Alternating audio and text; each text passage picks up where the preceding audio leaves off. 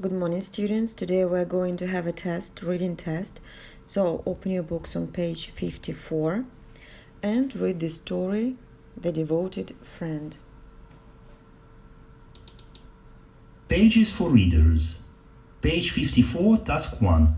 Listen and read the story. The Devoted Friend, adapted from The Devoted Friend by Oscar Wilde. Once upon a time, said a linnet, there was an honest fellow named Hans. Was he famous? Asked a water rat. No, answered the linnet.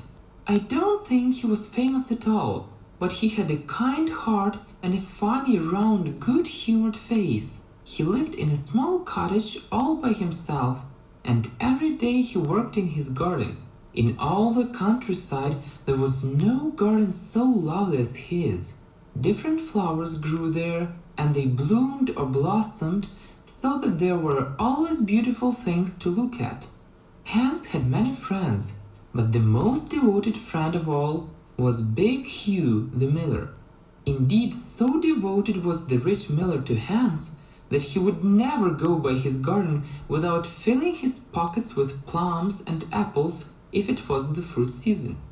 Real friends should have everything in common, the miller used to say, and little Hans nodded and smiled, and felt very proud of having a friend with such noble ideas.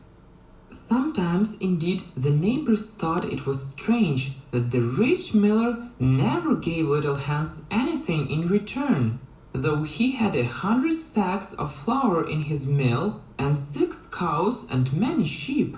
But Hans never troubled his head about these things, and nothing gave him a greater pleasure than to listen to all the wonderful things the miller said about the unselfishness of true friendship. So little Hans worked away in his garden.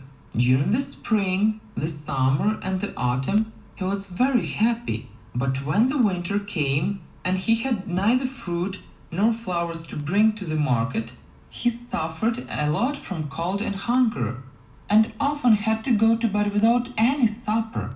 In winter he was very lonely, as the miller never came to see him. There is no good in my visits to Hans while there is snow, the miller said to his wife, because when people are in trouble, no visitor should bother them. This is my idea about friendship, and I am sure I am right. So I shall wait till the spring comes, and then I shall visit him, and he will be able to give me a large basket of roses, and that will make him so happy. You are certainly very thoughtful about others, answered the wife, as she sat in her comfortable armchair by the fire.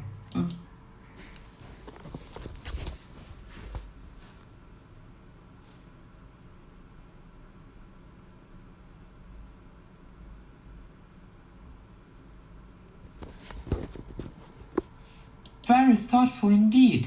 It is quite a pleasure to hear you talk about friendship. Thank you for your listening and reading. And now be ready to do a reading test. You can find it according to the link. I wish you good luck. Goodbye.